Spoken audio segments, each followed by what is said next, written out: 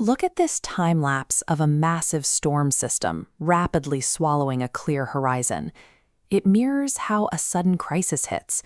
One moment, everything is calm, and the next, problems are multiplying, and a sense of cognitive exhaustion sets in.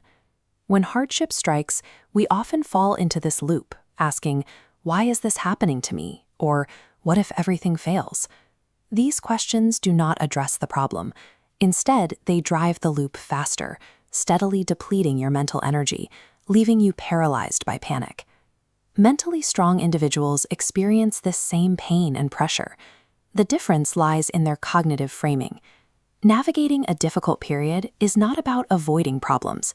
It requires a specific shift in how you interrogate your circumstances, a process called constructive inquiry. The first phase of constructive inquiry begins before any physical action is taken. You must pause to interrogate the immediate emotional shock. Mental fortitude does not involve locking away anger or fear. Instead, these emotions are funneled into a central holding zone.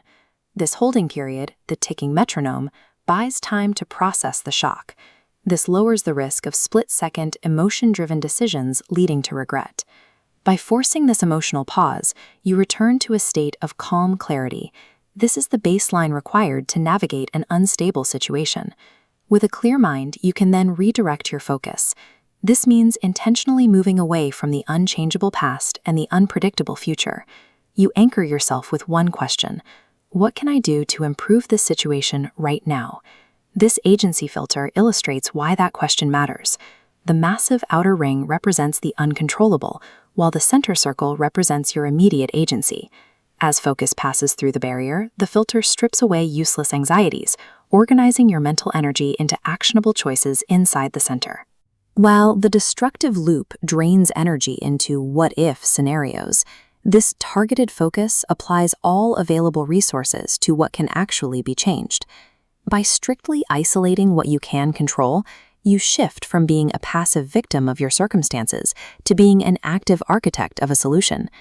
As the initial crisis stabilizes, constructive inquiry moves to a second phase, finding meaning.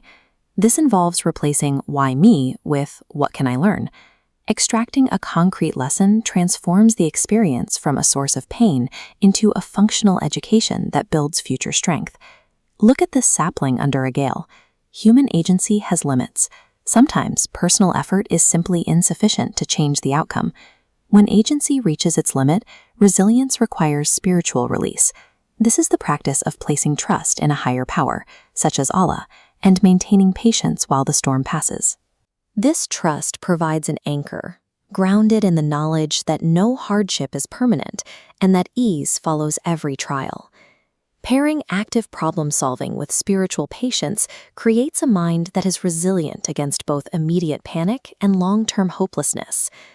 This stone fracturing under immense pressure to reveal a crystal core illustrates the nature of resilience. Hardships act as catalysts, exposing previously hidden capabilities. Mentally strong people continue to find forward momentum while experiencing the same pain as anyone else. Replacing the question, "why me?" with "what can I do?" reallocates your mental resources towards progress rather than despair. This creates a permanent framework for managing emotions and reclaiming agency during future crises.